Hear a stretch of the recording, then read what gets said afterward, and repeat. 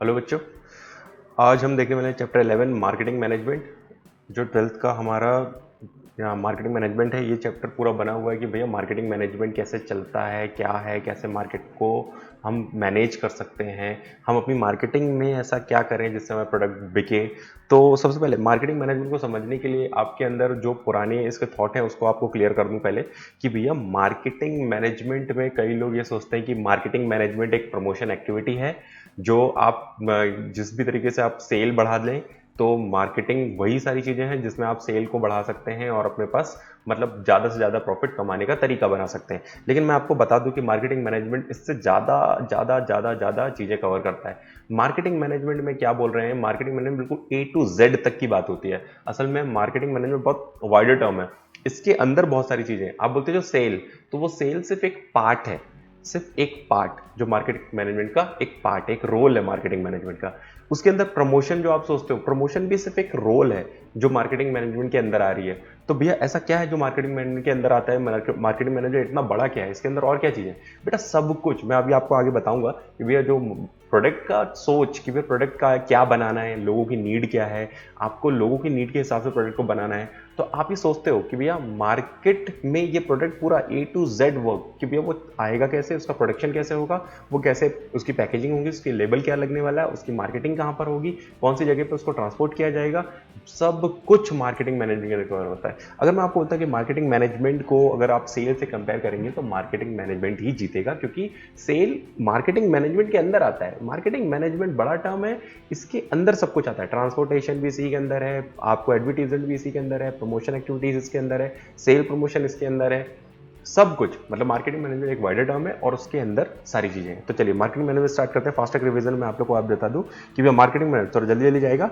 Marketing management सबसे पहले आप जो प्लानिंग करते हो, ऑर्गेनाइजिंग करते हो, डायरेक्टिंग करते हो, कंट्रोलिंग करते हो, ये सारी चीजें किसके लिए? आप अपने गुड्स को बेचना खरीदने के लिए जो करने वाले हो, ये सब कुछ मार्केटिंग मैनेजमेंट के अंदर आने वाला है।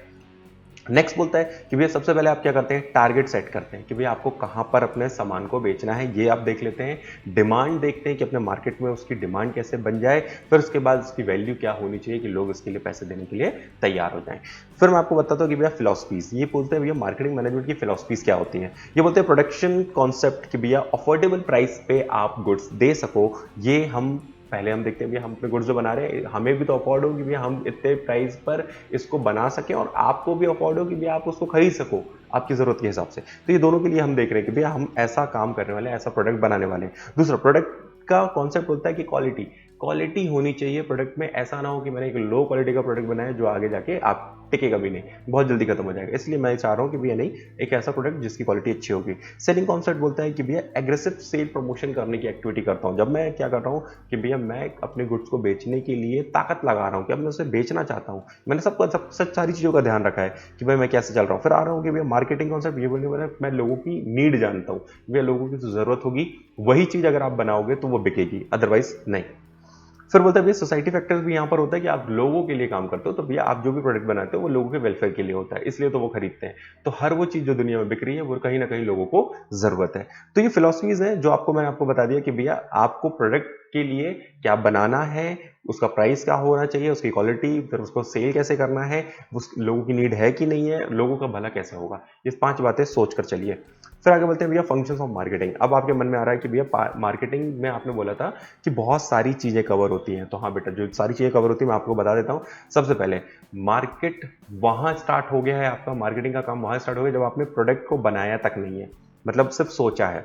तो आप क्या कर रहे हो, एनालाइज कर रहे हो मार्केट को कि मार्केट कैसा है, प्लानिंग कर रहे हो, डिजाइनिंग, उस स्टैंडर्ड्स कैसे रखने वाले हो, पैकिंग कैसी होगी, लेबल क्या लगना है, ब्रांडिंग कैसे होगी, सपोर्ट सर्विस जो कस्टमर को देना है वो कैसी होगी, फिजिकल डिस्ट्रीब्यूशन कैसे होने वाला है, आप प्रोडक्ट को यहाँ से वहाँ कैसे करने वाले हैं, प्रमोशन आप कैसे करेंगे, ट्रांसपोर्टेशन उसको यहाँ से भेजेंगे कैसे, फिर उसका स्टोरेज और वेयरहाउस की, ये सारी चीजें मार्केटिंग के अंदर कवर है। इसका मतलब मार्केटिंग में बहुत बड़ा टर्म है भैया, जिसके अंदर ये पूरे पॉइंट हम देख रहे हैं और ये कमी है इससे भी ज्यादा है जो हमने आपको बताया।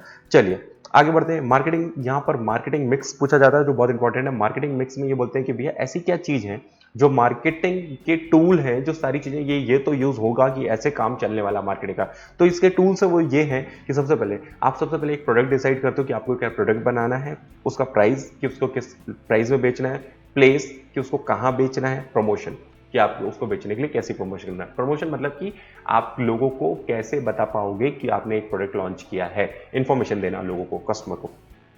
ये 4 पी है, ये हम देखेंगे भैया मार्केटिंग मिक्स के 4 पी हमेशा याद रखना कि ये बोलते हैं कि भैया प्रोडक्ट, प्राइस, प्लेस, प्रमोशन, कि ये सारी चेन चलती जाएगी आप जब भी आप मार्केटिंग मिक्स के अंदर एंटर करते हो। आगे बढ़ते हैं कि भैया इसके एडवांटेज क्या है ब्रांडिंग के, कि भैया ब्रांडिंग क्यों कर रहे हैं ये लोग। ब्रांडिंग करना जरूरी है आज की डेट में। हर वो चीज जो मार्केट में बिक रही है अपने गुडविल बनाकर चल रही है, मार्केट अपना नाम बना लेती है, उसके बाद वो जो भी प्रोडक्ट उसके अंडर में लॉन्च करती है तो उस नाम की दम पर वो बिक जाता है।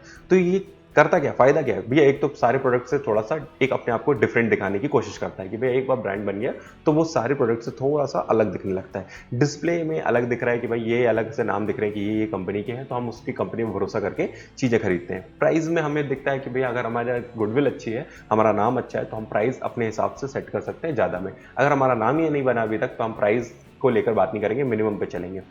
फिर आप बोलते हैं नए प्रोडक्ट इंट्रोड्यूस करना है तो आपके लिए बड़ा इजी हो जाता है। आज की डेट में अगर एप्पल जैसी कंपनी कोई भी नई चीज लेकर आ रही है तो उसके नाम से काफी कुछ उस पर इफेक्ट पड़ जाता है कि भैया वो नया प्रोडक्ट जो भी आएगा सब लोग सोच कर बैठते हैं कि अच्छा ही होगा। पैकेजिंग क्या है भैया, ये भी क्या मार्केटिंग के अंदर आता है बेटा, ये भी मार्केटिंग के अंदर है। ये बोल रहा है कि भैया जो आप उसके ऊपर रैपर लगा रहे हो, उसको कंटेनर में रख रहे हो, ये सब भी मार्केटिंग का पार्ट है। वो बोलते हैं भैया वो चीज भी ऐसी रखो कि भैया सामने वाले को देखकर अच्छा लगे। आप अगर अच्छा पैकेज देखते हो तो उसको आपको लगता है कि सामान भी अच्छा होगा। ये सारी चीजों को देखते हुए इन्होंने काम किया। फिर लेवल ऑफ पैकेजिंग में यहाँ पर 3 स्टेज रखी, प्राइमरी, सेकेंडरी, ट्रांसपोर्ट लेवल पे। प्राइमरी में तो आप इमीडिएटली जो कंटेनर होगा जिसमें आप सामान को रख रहे हो, जैसे इसमें टूथपेस्ट का एग्जाम्पल लिया गया कि भैया जब वो पहली ट्यूब होती है कि उसके अंदर वो लिक्विड फॉर्म रह पाए तो उसकी एक ट्यूब बनाई जाती है, तो प्राइमरी पैकिंग वो हो गई। फिर सेकेंडरी पैकिंग की उसको आप एडिशनल लेयर लगाते हो कि एक टूथपेस्ट का भी एक डब्बा बन गया कि भैया डब्बे के अंदर उसको रख दिया गया और वो डब्बा बंद कर दिया, छोटा सा डब्बा दिख रहा है। फिर तीसरा होता है ट्रांसपोर्ट कि भैया आप ट्रांसपोर्ट करोगे तो एक टूथपेस्ट तो करोगे नहीं, उसमें आप कंटेनर भेजोगे, 100 50 पीस एक साथ रखोगे, तो उन सबको एक बड़े से कंटेनर के अंदर रख के उसको पैक करके कार्टून में भेज दिया गया। ये तीसरे लेवल की पैकेजिंग जो ट्रांसपोर्टेशन पे यूज होती है। फिर आता फंक्शन ऑफ पैकेजिंग, यहां पर बोलता है कि कैसे कि भैया पैकिंग का क्या रोल है। तो भैया सबसे पहले तो प्रोडक्ट आइडेंटिफिकेशन, कि प्रोडक्ट भी अलग दिखने लगा कि ये प्रोडक्ट इसका है, ये प्रोडक्ट इसका है, ब्रांड के नेम हमको दिख रहे हैं। प्रोडक्ट को हम देख रहे हैं कि भैया ये प्रोटेक्ट करके भी रख रहा है, ये प्रोटेक्ट करके रखता है, डब्बा बन के जा रहा है, कोई दिक्कत नहीं, दूर दूर तक अब जाता रहेगा। फैसिलिटीज यहाँ पर हमको जो बेसिकली जो भी हमको कैसे इसको यूज करना है ये भी हम उसमें लिख देते हैं कि प्रोडक्ट में सब कुछ लिखा होगा कि इसको कैसे यूज करना है, क्या है वो डब्बे में हमने सब लिख दिया। प्रमोशन हमारा उसमें हो ही रहा है क्योंकि हम उसको एडवर्टीजमेंट के तौर पर भी काम कर रहे हैं, हर डब्बे में मेरा नाम दिख रहा है, मेरी कंपनी का नाम। लेबलिंग का क्या यूज है, तो भैया लेबल लगाना आज की डेट में तो कंपलसरी कर दिया गया है कि भैया आप इन्फॉर्मेशन देंगे कि आपका प्रोडक्ट क्या है, क्या उसमें क्या क्या मिला हुआ है, तो सब कुछ उसमें लिखा होगा।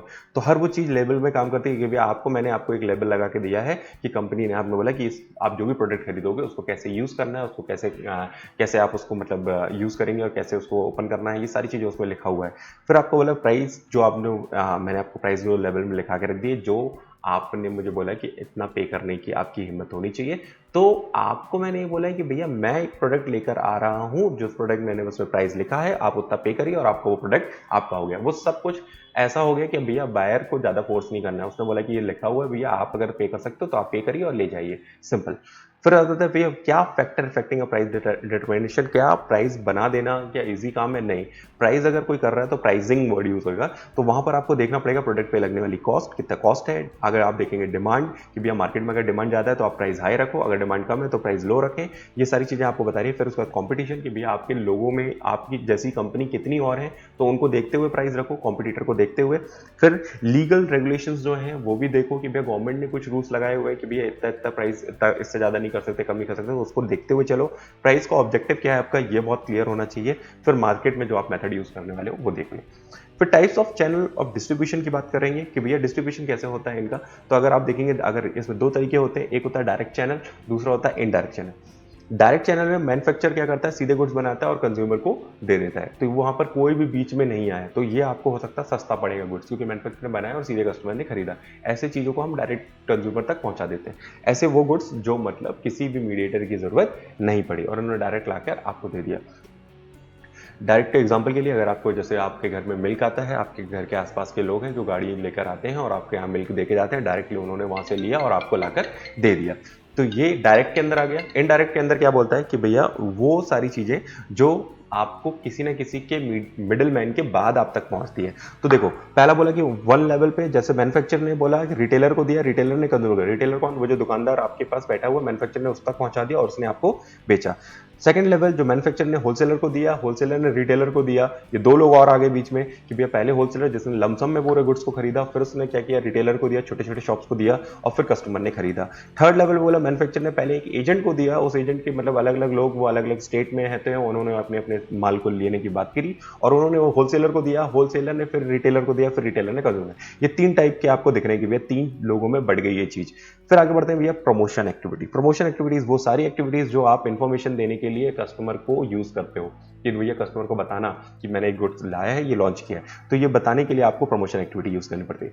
अब यहाँ पर प्रमोशन मिक्स के बारे में बताया जाएगा। प्रमोशन मिक्स में आप क्या क्या यूज करते हो। एक होता है एडवर्टीजमेंट देकर आप कर सकते हो, दूसरा होता है पर्सनल सेलिंग करके। पर्सनल सेलिंग में होता है कि भैया एक बंदा आपने हायर कर लिया, उसको बोला कि तुम क्या करो, तुम डोर टू डोर जाकर लोगों को बताओ कि भैया ये प्रोडक्ट है और उसको बेचने की कोशिश करो।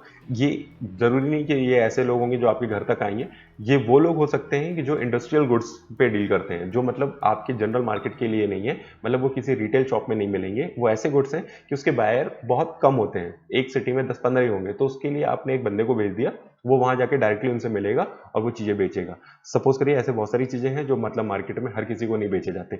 सपोज करिए कि मतलब एक प्रोजेक्टर है, प्रोजेक्टर का आप देखेंगे तो हर जगह नहीं मिलता कि आप किराने की दुकान में बोलो कि प्रोजेक्टर चाहिए, ऐसा कुछ नहीं। और प्रोजेक्टर का एड भी बहुत ज्यादा ऐसे पब्लिकली नहीं किया जाता।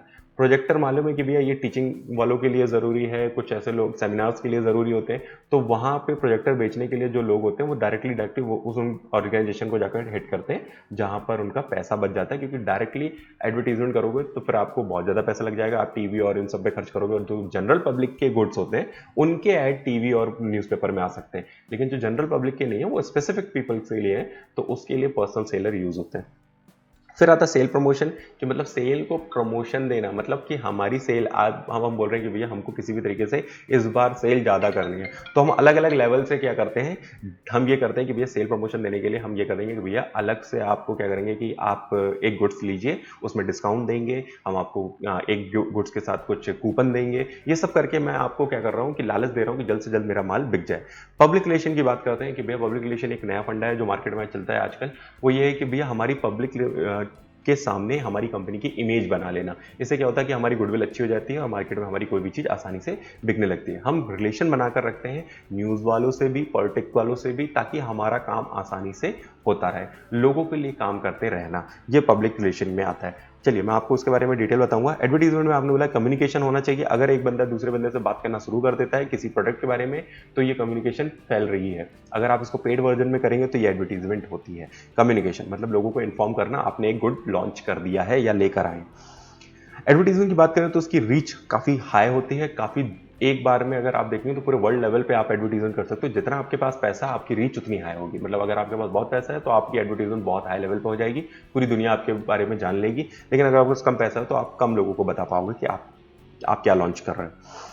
यहाँ पर बोलता है कि भैया जो भी चीज़ें आप लेकर आते हैं, यहाँ पर कस्टमर के सेटिस्फेक्शन को देखते हुए उनका कॉन्फिडेंस बढ़ाने के लिए एडवर्टीजमेंट ज़रूरी होता है। कि मतलब आज अगर कस्टमर को पता ही नहीं है कि आपने क्या प्रोडक्ट बनाया, वो क्या है और किस लिए यूज़ होता है, तो लोग उसको खरीदना नहीं चाहेंगे। अगर आप उनको भरोसा दिलाते हैं कि भाई आपने एडवर्टीजमेंट किया है, उनको पता है, और वो आपको चीज़ें लेने के लिए फिर क्या होंगे, आप खुद ही आगे बढ़कर आएंगे।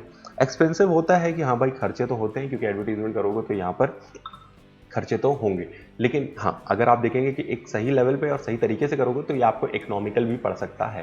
कि मतलब आप बहुत कम समय पे अपनी बहुत सारे लोगों को बता सकते हो कि आपने एक ऐसा प्रोडक्ट बना दिया है और लोग आपको खरीदने के लिए खुद ही से आगे बढ़कर आने लगेंगे। ये बेसिकली पूरी रीच पे बात है कि आप कितना रीच कर रहे हो मार्केट पे, कितने लोगों तक बता पा रहे हो अपनी बात कि आपने कुछ प्रोडक्ट बनाए हैं। फिर प्रोडक्ट के डिसएडवांटेज बताते हैं एडवर्टीजमेंट की, कि भैया एडवर्टीजमेंट कर रहे हो तो उसके कुछ तो दुख वाली बातें भी हैं कि भैया कॉस्ट बढ़ जाती है, किसकी, प्रोडक्ट की। आप नॉर्मल एक गुड जो 20 रुपए का बेच रहे हो, लेकिन एडवर्टीजमेंट कॉस्ट भी उसमें इंक्लूड हो जाती है भैया, आप 20 रुपए की जगह उसको 30 में बेचोगे, क्योंकि अब आपको लग रहा है कि उसमें खर्चा भी तो क्या आपने लोगों को बताने में।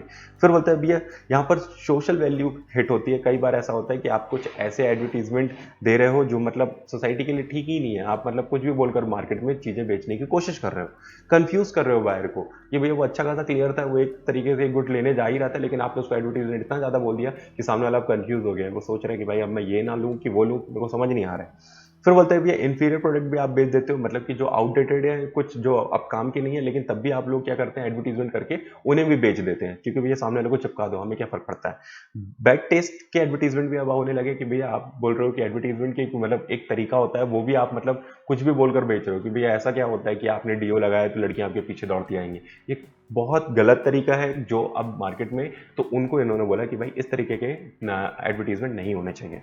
फिर आगे बढ़ते हैं कि भैया पर्सनल सेलिंग की बात करते हैं कि भैया पर्सनल सेलिंग क्या है। पर्सनल सेलिंग मैंने आपको बताया कि ये एक तरीका है कि जहां पर एक और एक से ज्यादा लोग क्या करते हैं, लोग मार्केट में घूमते हैं और वो लोग डायरेक्टली उनसे मिलते हैं जो वो गुड्स खरीदने के लिए मतलब लगता है कि ये एलिजिबल है, और यही लोग मतलब इसको खरीदेंगे, बाकी पूरे जनरल पब्लिक में भंडारा करने का कोई मतलब नहीं।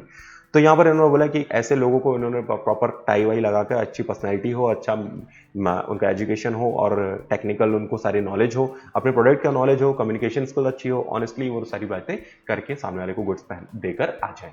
और ये बात उस बंदे के ऊपर सूट करेगी जो बंदा सेल्समैन है, जो आपके लिए डोर टू डोर जाके ये काम कर रहा है। ये छोटे लेवल पे नहीं, बड़े लेवल पे भी होते हैं, इसलिए मतलब कि वो इंटरनेशनल लेवल पे भी लोग ऐसे होते हैं जो मतलब डायरेक्टली जाके डील करके आते हैं, तो मतलब उनको एडवर्टीजमेंट करने की जरूरत नहीं है, वो अपने पर्सनल सेलर पे बेस्ड होते हैं।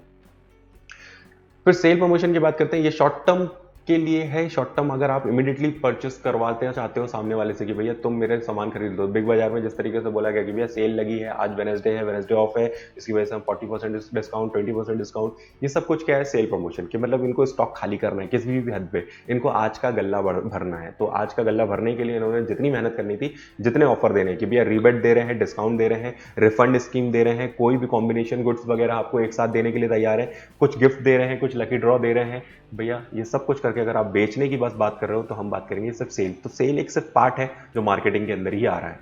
फिर उन्होंने पब्लिक रिलेशन, जो आज की डेट में बहुत ज्यादा चल रहा है, ये क्या है कि भैया इसमें बोला कि पब्लिक के सामने अपनी कंपनी की इमेज बनाने के लिए, अपनी गुडविल बनाने के लिए आप कुछ ऐसे काम कर रहे हैं जिससे आपकी कंपनी का नाम अच्छा हो रहा है, उससे आपको फायदा हो रहा है आपके बिजनेस में। जैसे कि अगर आप बोलते हैं कि प्रेस रिलेशन, मतलब कि अगर आप बोलते हो कि भैया आपके न्यूज रिपोर्टर जो हैं वो मतलब पहचान के हैं, वो लोग डायरेक्टली आपके आर्टिकल्स लिख देते हैं आपकी कंपनी के बारे में कि आप काम ही ऐसा कर रहे हो कि भैया ये लोग अच्छे हैं, अच्छी कंपनी चला रहे हैं, कंपनी के इसके सारे लोग खुश हैं और ये कंपनी हर साल ऐसा ऐसा करके लोगों को खुश करती है। तो भैया इस तरीके से आप खुद ही न्यूज में बने रहते हो, इससे आपको फ्री की एड मिल रही है, मतलब पैसे लगाने की जरूरत नहीं पड़ रहे हैं, बस आपको रिलेशन रखने की जरूरत है और आपको एड मिल रही है। फिर प्रोडक्ट पब्लिसिटी कि भैया आप कोई नया प्रोडक्ट, कुछ ऐसा प्रोडक्ट लेकर आ रहे हो जो इनोवेटिव है कि भैया हमको लग रहा है कि हमने एक नई चीज ले आए हैं मार्केट में, तो हमने बता दिया सबको कि भैया हम ऐसी चीज लेके आने वाले हैं, तो अपने आप वो न्यूज में बन गई कि मतलब उसको एडवर्टीजमेंट की जरूरत नहीं पड़ी, अपने आप लोग उसके पास आने लगे, पूछने लगे, और न्यूज रिपोर्टर से लेके हर जगह पर वहां पर सब लोग पूछ रहे हैं, जान रहे हैं कि भाई ये क्या है, कैसा है, आपको पब्लिसिटी मिल रही है। फिर कॉर्पोरेट कम्युनिकेशन की बात करें तो भैया बड़े बड़े लेवल पे अगर ऑर्गेनाइजेशन आपस में कुछ ऐसी बातें करती हैं, ऐसी डील करती हैं जो मतलब लोगों को लगता है ये बहुत अच्छा हो गया है, या फिर ये अच्छा हो गया, इससे मतलब कंपनी के बारे में दिखता है कि भाई लोगों के अंदर एक अच्छी इमेज आ रही है कि भैया पब्लिक कंपनी इस तरीके से आगे बढ़ रही है, बहुत बढ़िया काम कर रही है, और ऐसे ऐसे वो काम लोगों के साथ मिलकर, अलग अलग कंपनीज के साथ मिलकर कर रही है, तो अपने आप वो न्यूज में बने रहते हैं, तो इससे भी उनको पब्लिसिटी मिल रही है। लॉबिंग मतलब यहां पर बोलता है कि भैया ये होता है गवर्नमेंट ऑफिसर्स और गवर्नमेंट के लोगों से आपका टाई अप, पॉलिटिकल एक बैकग्राउंड जो लोग आप पर मतलब आपके बिजनेस पे आपका टच बना हुआ है, तो ये भी आपको कभी ना कभी फायदे दिलाता है। मतलब कि भैया अगर आप ऐसा बिजनेस कर रहे हो जिससे आपको लगता है कि भैया कुछ लोग ऐसे हैं जो पीछे बैठे हैं, जो मतलब किसी तरीके से पॉलिटिक्स में हैं और किसी तरीके से मतलब वो लोग आपके बिजनेस को सपोर्ट करेंगे, तो इनसे भी फायदा होता है। बहुत हाई लेवल की बात बताऊंगा कि भैया ऐसा होता है कि बड़ी बड़ी कंपनीज भी पॉलिटिकल पार्टीज को डोनेशन देते हैं, रीजन बिहाइंड कि कल को अगर वो जीतते हैं तो कंपनी को रूल्स और रेगुलेशंस में कुछ छूट मिले और काम करने के लिए उन्हें आजादी मिलेगी कि भाई वो आसानी से प्रॉफिट कमा पाएंगे, तो ये उन लोग चाहते हैं। तो ये एक तरीके से रिलेशन बना रहे हैं किससे, अब भैया गवर्नमेंट के सेक्टर्स से। फिर उसके बाद बोलते हैं यहाँ पर कि भैया काउंसलिंग में बोलते हैं कि भैया कुछ ऐसी चीज़ें कर डालते हैं जिससे क्या हो रहा है कि लोगों को लगने लगा है कि भाई ये कंपनी अच्छा काम कर रही है, कि मतलब एजुकेशन सेक्टर के लिए कभी आवाज़ उठा ली, कभी इन्वायरमेंट के लिए आवाज़ उठा ली, तो ये क्या हो गया कि आप सोसाइटी के फैक्टर को लेते हुए चल रहे हो, तो इससे पब्लिक के सामने आपकी कंपनी की इमेज बन रही है।